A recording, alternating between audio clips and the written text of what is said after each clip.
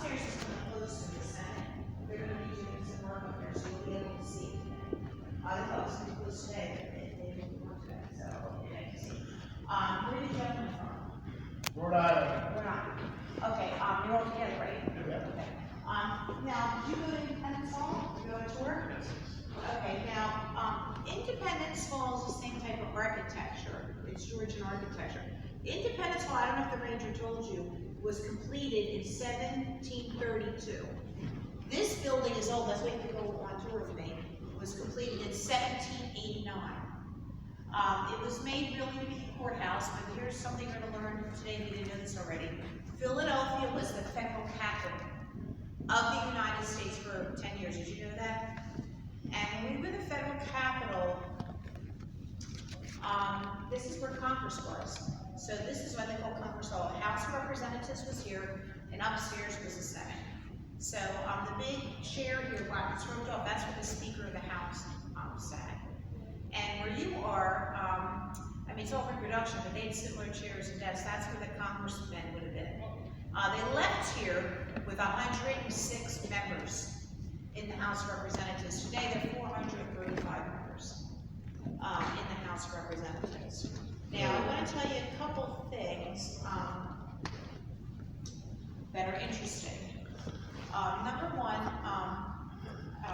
Alexander Hamilton's financial plan passed this through Congress here. So now we're going to be on the same money system, which was major, because they needed that to pay off the war debts. Before that, every state had a money system for Hamilton.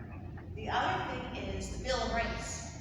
The first 10 amendments to the Constitution are added in 1791 by Philadelphia as the federal capital. Freedom of speech, freedom of religion. Right now we're up to Amendment 27. Actually, we haven't been that many to think about. I mean, it's hard to get an amendment because you have to get 2/3 of the Congress and 2/3 of every state legislature. So they made it more in the founding fathers because you have to get the majority of the country. They want to have that change, and now the country's very large, and there are a lot of people, so you got to have the majority of the population, which is difficult. So it's not easy. Now the other thing I want to tell you is they had John Adams' presidential inauguration. George Washington left the presidency in this room. And John Adams' presidential inauguration was on the 4th of March, 1797. And it lasted 20 minutes. And it was done that way on purpose. They were really worried how the public was going to react to George Washington leaving. So they made it as quick as possible. And again, never before was a Ronald Reagan stepping down, coming in. And they had it in March because nobody could travel here in January. There's snow, you could get snow in March. We had snow actually this year in March. But they didn't have snow, but it was a really, really, cold day. Now, the public could show up. You can show up today. I don't know if you've ever been to the Capitol building. I mean, they have a mezzanine just like this, but it's bigger.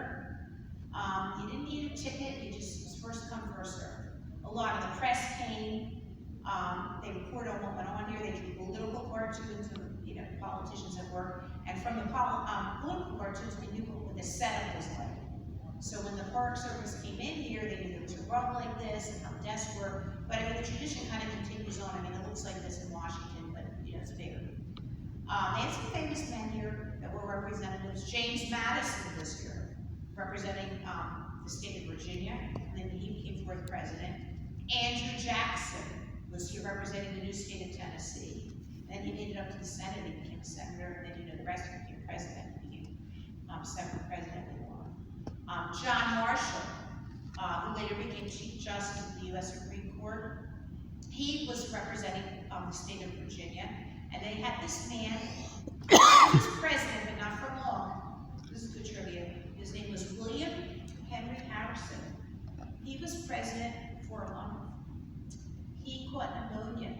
He wasn't wearing a coat during his inauguration. He felt like he wanted to look like this healthy person, so he didn't have to wear a coat. And he got pneumonia, and he died about 30 days later. But he was here representing the Northwest Territories. He wasn't a voting representative, but he was here. So I want to tell you that. So they're like the major things. Now, when we go upstairs, there are some steps. They're a little bit steep, but they're not for you. You don't have to go up. There's like a computer area there. Also in the hallway, there's a bench.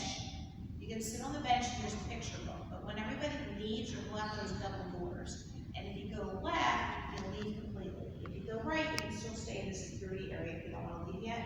But the first flight, the doors are locked, because they don't want you on the mezzanine. Then you go up another flight, it does look completely different than here. There are these committee rooms up there for both House and Senate members. And then at the end of the hall is the actual Senate. It's very fancy, it's all red leather. They have the big chair for the vice president, because the vice president is in charge of the Senate. The first vice president was John Adams, so you'll see where he sat. He was actually George Washington's vice president for both his terms. And then when John Adams became president, Thomas Jefferson was his vice president, so you'll see where he sat. Here's some more trivia. George Washington was inaugurated for his second term. He's a two-term president, George Washington, up in that Senate. So they have two presidential inaugurations that took place here. His first presidential inauguration, George Washington, took place on Wall Street in New York City, because that was New York was the first ever capital of the United States. Now, when we go up, there are these gigantic paintings of royalty. We have Queen Marie Antoinette on one of the walls there, and across the hall is her husband, King Louis XVI. We would have never won the American Revolution, that's for sure, without France. And the King and Queen of France have their paintings over to wish us well and to remember the dead. So you'll see your paintings upstairs. Any questions about what we've done?